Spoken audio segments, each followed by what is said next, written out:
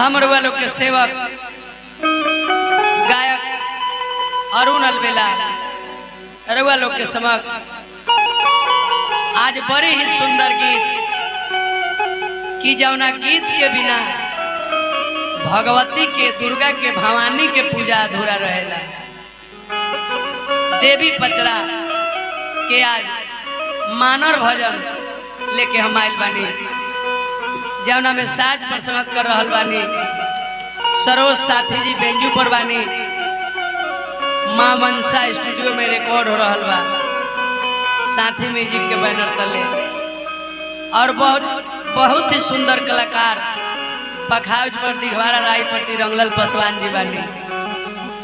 बबुआ सन्नू जी और फगू जी जोड़ी पर संगत करता रहे जरा के ना जाने। गीत के भाव बा कैसे कौना भाव में आई लइका माई से कहता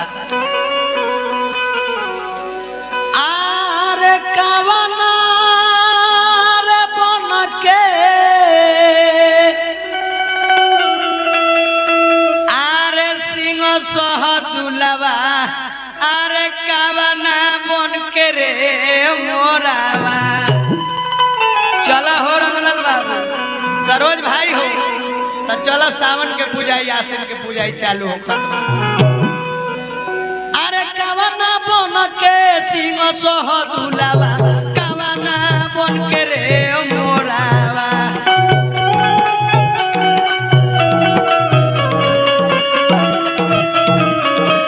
अरे कवना बन के सिंह सह दुलावा कवना बन के रे मोरावा।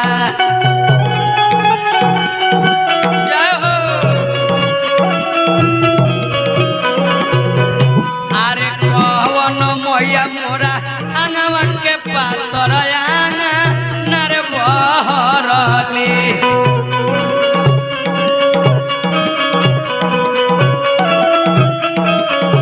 अरे कवन मैया मोरा आंगवा के पातर आंगा नर बहरली।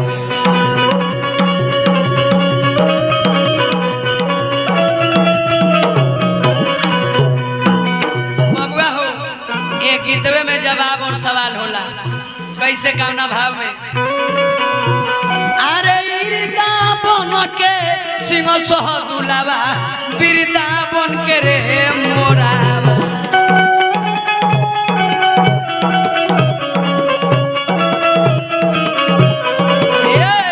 अरे इरदा बन के सिंह सह दुलावा बिरदा बन के रे मोरावा।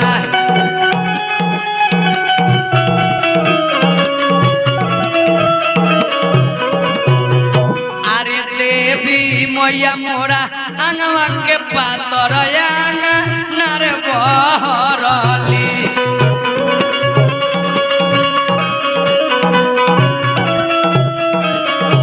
अरे देवी मैया मोरा आंगवा के पातर आंगा नर बहरली।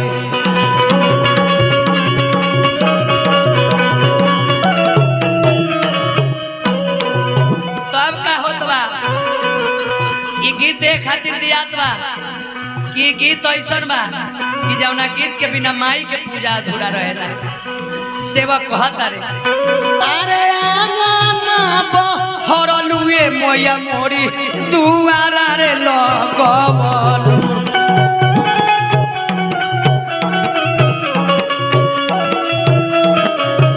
अरे आंगना बहरलुए देवी मोरा दुआरा रे लगवलु।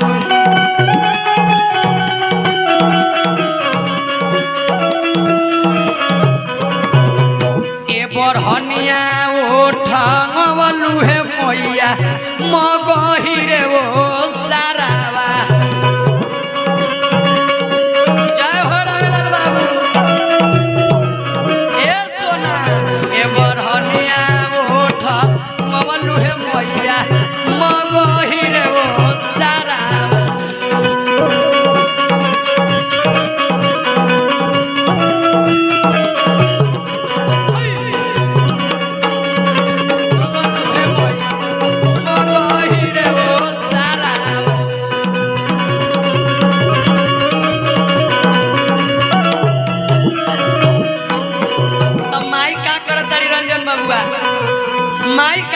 तारी अरे कखवा भी लिहलू है देवी मोरा सोने के हो घइलावा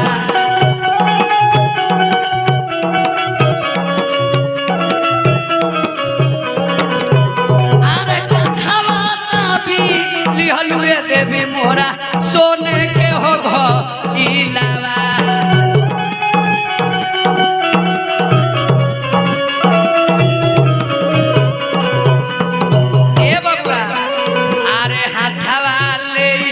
लिहलू है मैया रे सम के हो डोरिया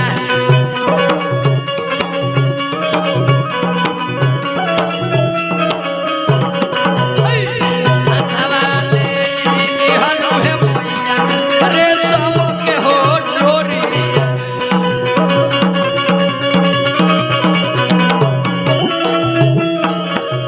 अरे हाथवा लिहलू है देवी मैया रेशम के हो डोरिया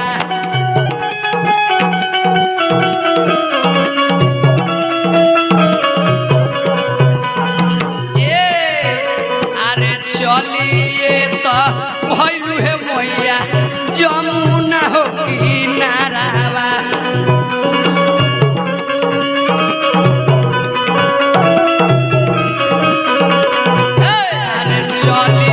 भइलू है देवी मोरा जमुना हो किनारावा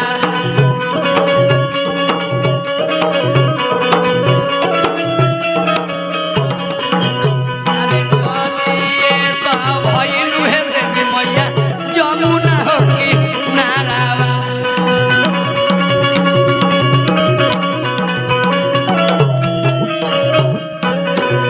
माई चलत तारी जमुना किनार पर तब का हो खाता अरे पनिया जे भरलू है देवी मोरा आरा रा होलो कहवलो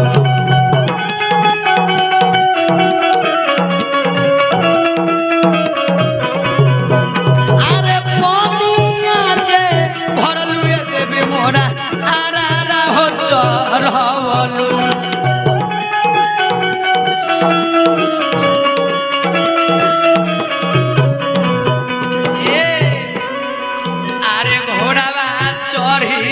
अलग है मैया मोगल सिंह पैठाना